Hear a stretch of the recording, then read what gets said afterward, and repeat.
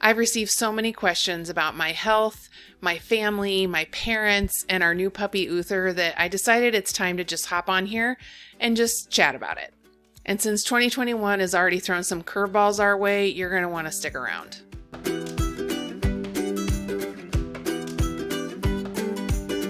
All right, so let's just jump into this. Let's start with my family's health. So when I say my family, I mean my husband, my kids, my granddaughter, all that good stuff.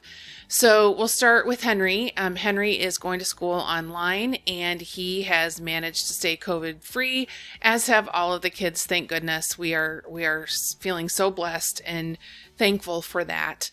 He's going to school online. He's a freshman in college, and he's in between jobs right now, but will be getting another job here soon. I'm not sure in what, but he'd been working in food service for the last year and a half. And so that has ended, and we'll see what is going to be next for him. Xanthi has stayed healthy as well, as have Bug and her daddy. And we're really excited. They live less than 5 minutes from us now. Bug is 3 years old, and Xanthi plans to homeschool her when the time comes for her to go to school in a couple of years. So it'll be 2023, I believe. As for Bug, we get her every weekend. If you didn't pick that up from our other, any of my other videos, we have her every weekend for about 24 hours, usually from Friday evening after work until Saturday evening after dinner. That gives Xanthi a nice break after they've been together all week long. And of course, we love having her here. Let's see, what else can I tell you about Bug? She sleeps with Papa. So we are Lala and Papa. And then she has Uncle Schmoopy, which is Henry. The other thing that she's really into is if I'm working in the kitchen, she wants to be all up in the middle of that. So she loves, if you guys haven't seen it, I have this video that I did about MISFITS Market. We get it delivered every other week, a box of MISFITS fruits and veggies that comes, and she helped me with that video. She helped me with the unboxing, and she knows that comes every other Saturday. Every weekend she's asking me, do we have one? So on the weekends when it comes, we unbox it, and then we go through and we clean stuff. And sometimes if I have a lot of fruit, we'll make a fruit salad. She loves it. She'll run into the next room and say, I'm going to make a fruit salad with Lala. It's so fun. She is so fun. My goodness. She lights up the room. Let me just tell you, and she has her Papa wrapped around her finger, and I'm going to be honest, I spoil her too. I also want to mention that Matt has 2 other daughters that we don't see very often. They're both in their 20s, and the oldest one actually just had a new baby in March. So we technically have another grandbaby. We're not sure when we're going to get to meet her, but we're super excited for her mama and her daddy. We haven't met daddy, but we're really excited for them to have this new addition, and we're really hoping we're going to get to see her sometime. She's beautiful. She looks exactly like her mom, which means she looks exactly like her Uncle Schmoopy, because Henry and his sister, this particular sister, look like they could be twins. So anyway, and they both are the spitting image of Matt. So anyhow, the genes run strong there. As for Matt, let's just talk a little bit about him. So you guys know that Matt was on a leave of absence last summer. So it started in July. It was triggered by a number of things that had happened. There were, for about 6 weeks leading up to this, there had been these things that had been building up for him that he wasn't dealing with very well. And the trigger, the final straw that he just couldn't do it anymore was he went to work one day, and somebody who hadn't been there for several days was back in the office, and it was because she had been home with her child who had COVID, and they had allowed her to return to work, and it was too soon. It was like 3 days sooner than it should have been. And I freaked out when he came home at lunch and told me, and he was trying to keep it all under control, but when I freaked out, he did too.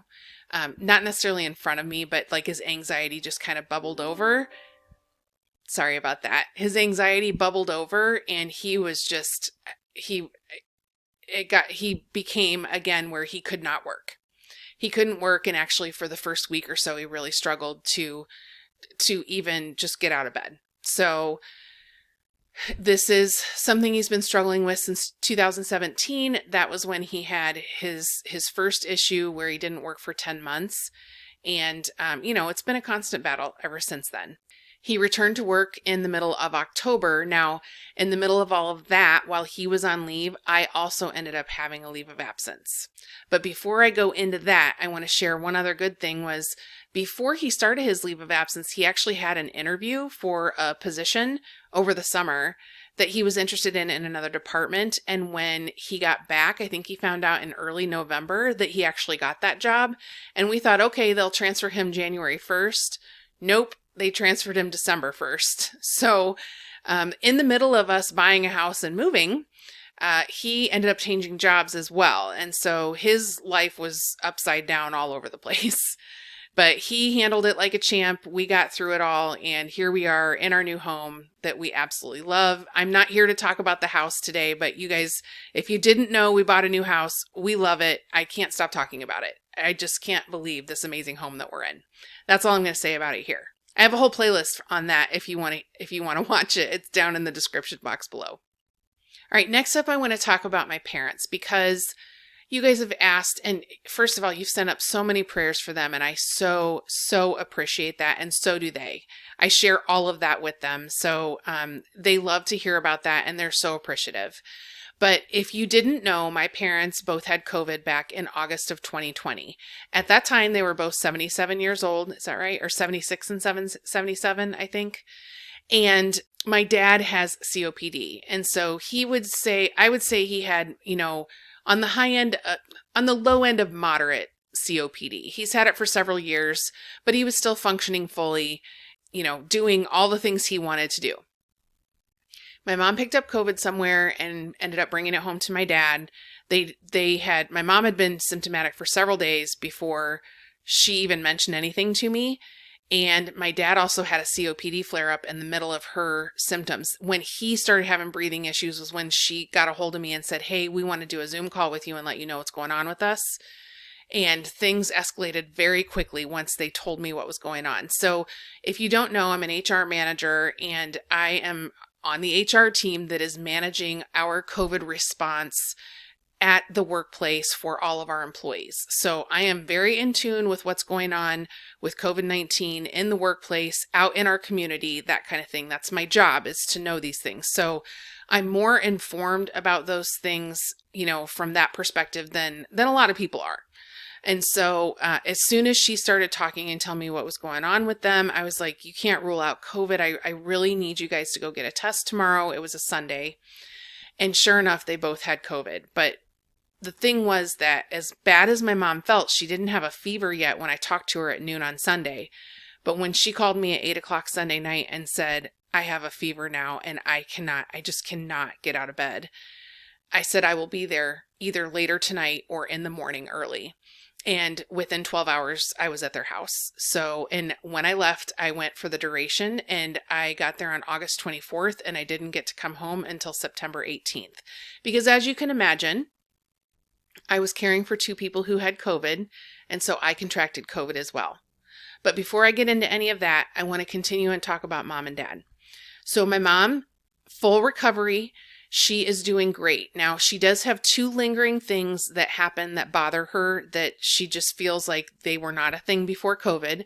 One is her memory. She's a little foggy sometimes, and that was worse before than it is now, but it just bothers her. And, some of it could be the natural aging process, but also it was noticeable to her as opposed to being gradual over time. And so she has concerns about it.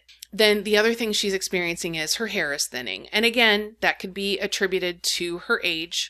But, having COVID, we know that this is a thing. Those are really the only things that she has remaining from all of that. And she was the one who didn't have to be hospitalized. Out of the three of us, she was able to weather this storm at home. I was there to help take care of her. My dad was in the hospital for part of that time. I have a picture here of her where she was sleeping on the love seat in their living room. Like, my mom doesn't take naps to begin with. And literally in this photo, she was sitting there. I was in the recliner. She was across from me. We were talking. She was so tired and exhausted. She just leaned over in her chair, in her spot, and laid her head down on the arm of the love seat and took a nap right there. and she slept for like an hour and a half, and she would have slept longer if I didn't have to get up. I had to put the feet down on the recliner and it woke her up. Otherwise, I don't know how long she would have slept there. That is unheard of for my mom. So she was really, really sick, but managed to get through. And my dad with his COPD, he ended up getting pneumonia as well and went to the hospital and was there for 5 days. I believe that his COPD flare-up that started right before my parents called me to tell me about their health issues, their symptoms they were having, I believe that was probably caused by COVID in his system. He didn't actually start feeling like he was having symptoms other than his COPD until like the next Tuesday. So Friday to Tuesday. That was when his fever started and that kind of thing. And then he went to the hospital on Thursday. He came home from the hospital, and by the time he got home and we got him settled in, I was starting to not feel well. I was still working. I was still trying to help my mom help take care of my mom and help take care of my dad. But because I was sick while I was working, I was having a hard time. My poor mom had to really step up long before I ever wanted her to have to be, getting food on the table for her and dad so that they could eat and stay nourished and that kind of thing while they're, going through their recovery, and I'm going down for the count. So fast forward, my dad he did not have to be on a ventilator while he was in the hospital. And he came home and really, while he was slow to get back to normal, he was itching to get out and get around, within like a week or 10 days after coming home from the hospital. And he had to quarantine. Dad's COPD flared up again. They got that under control in August, but then it flared up again in November for him, and he ended up having to be hospitalized. And he was in the hospital for 4 days for that, and it was really the worst COPD flare-up we've ever seen. And I'm telling you guys, COVID wreaked havoc on his lungs, as to be expected. They've been telling us that. But I really feel like what happened with my dad was his disease was accelerated quite a bit. So, I feel like we jumped 6 or 12 months ahead of where we might have been if he hadn't gotten COVID. And that's not scientific. That's just my observation of what I've been watching him go through for the last several years and how quickly everything changed from August to November for him. While he was in the hospital, the doctor noticed that he didn't have a voice. He kept losing his voice off and on. And it was usually attributed to different things that would trigger it. But this time it didn't come back. And usually it would last a few days and then it would come back. And so the doctor was concerned about it, that was seeing him in the hospital. So she referred him out to an ENT. So ear, nose, and throat. Yeah, ear, nose, and throat doctor. So otolaryngologist or something like that. I think that's what they're called. Referred him out to see somebody. And so after a series of appointments and different tests and whatnot, including a couple of different scopes and then a CT scan. And in the middle of this, I forgot to say, they had a blood clot scare. They thought maybe he had blood clots. So I remember he had a CT scan of his chest to make sure he didn't have blood clots in his lungs. So that was a scary day. As somebody who's gone through that myself, I know how serious that is. And I was a pretty healthy 40-year-old woman when that happened. Here is a man who has smoked for decades and has COPD, and now he might have blood clots in his lungs. So that was really scary. That happened in November, I think, or maybe October. I can't remember also. But here we are. He gets out of the hospital. He's seeing this specialist, and he also had to, I think he had like 3 or 4 different scopes, then a CT scan, and she still couldn't see to rule out the things she wanted to rule out. So she did a biopsy. And that was on January 15th. And let me just say, the biopsy, he had to be intubated and put under.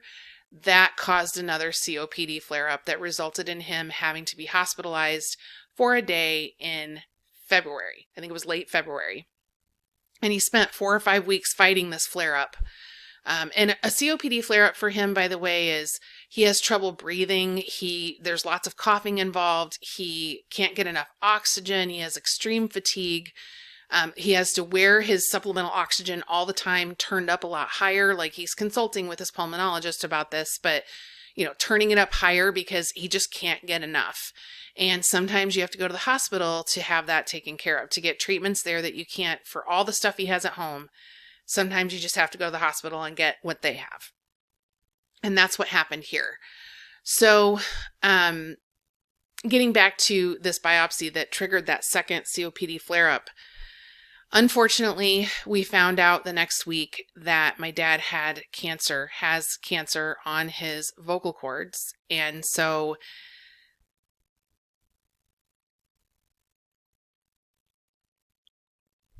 he has been going through radiation treatments for the last 6 weeks.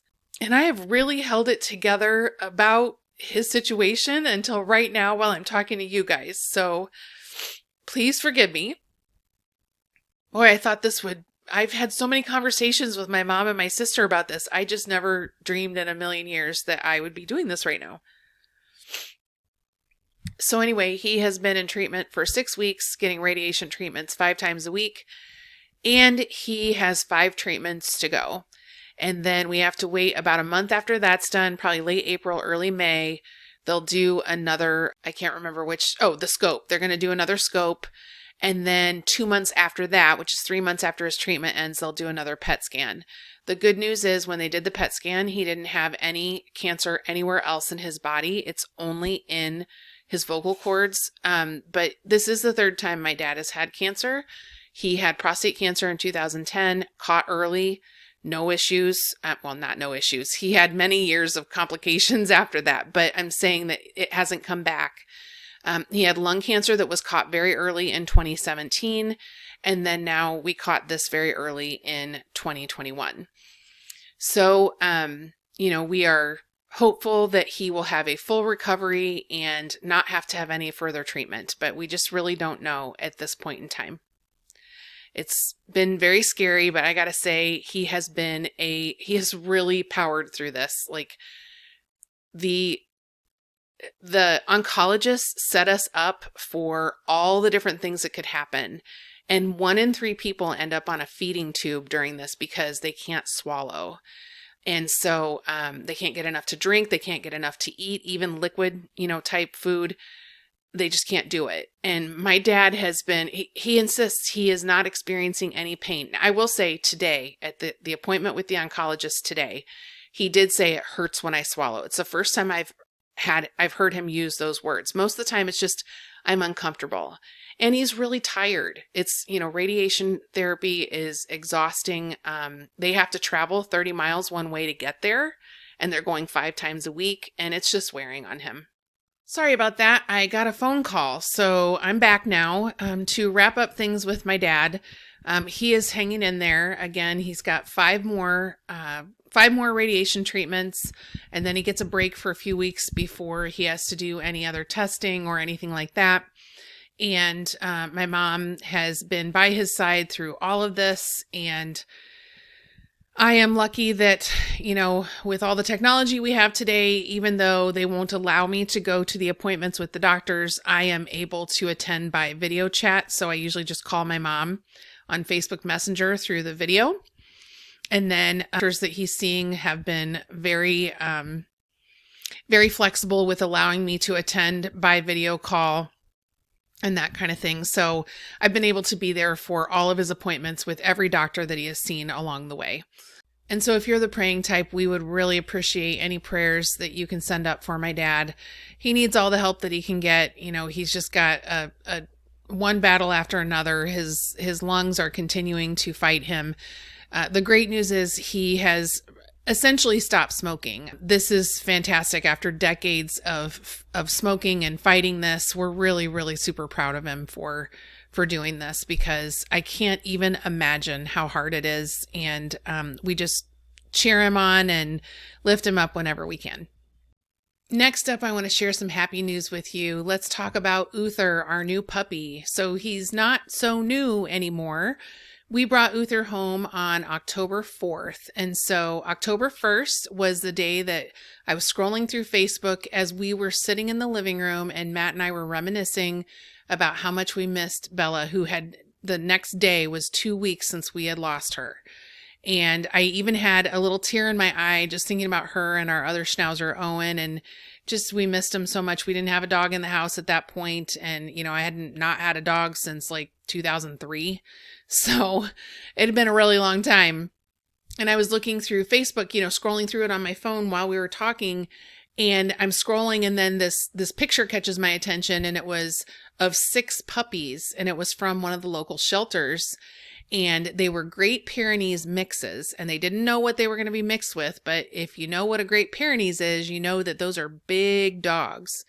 And I've never owned a big dog in my life, and neither has Matt. But ever since I've known Matt, he has said, I would love to have a big dog someday. He wanted like a Mastiff type dog.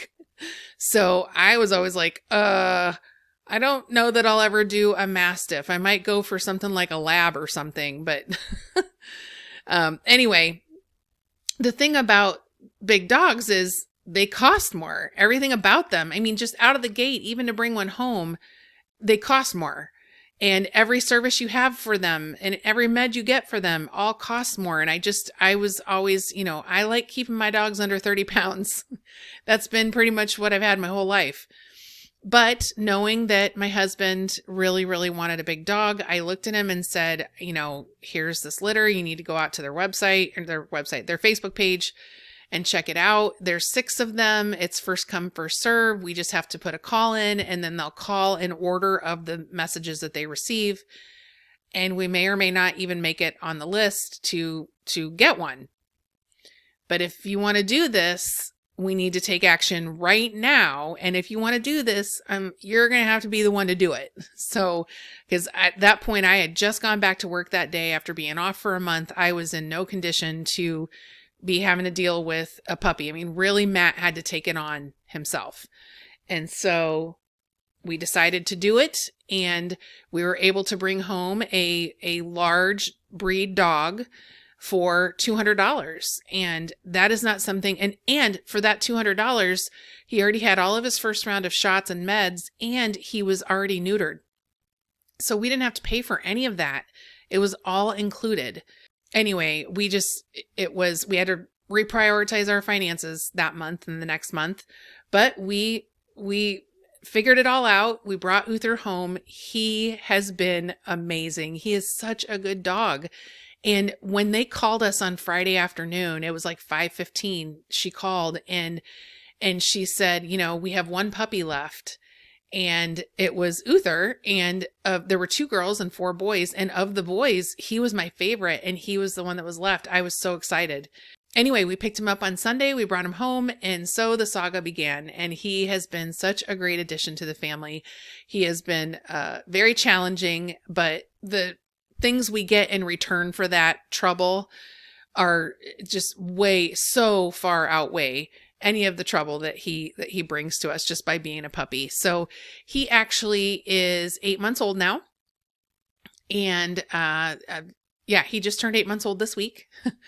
And so he is almost 60 pounds, and he's not done growing. I'm not sure how big he will get, but we are planning on up to 90. I'm not sure if he'll get that big, but we will see. And he has just been such a joy. And of course, you've been seeing the pictures that I've been putting up here of him. I have some fun video. Lucy, our almost 13-year-old cat, she's 12.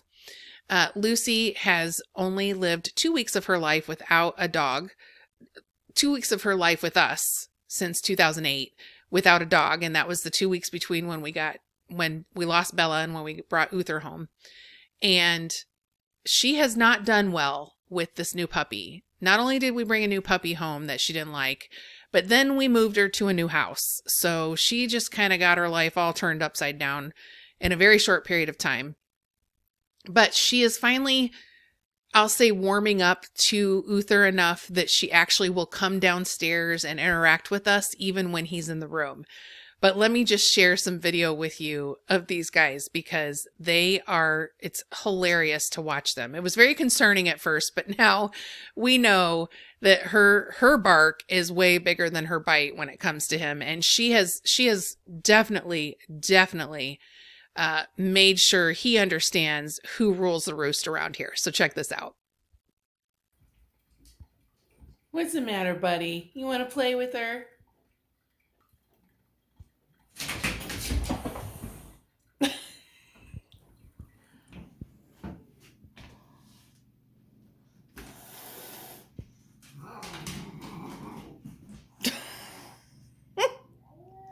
Uther, come.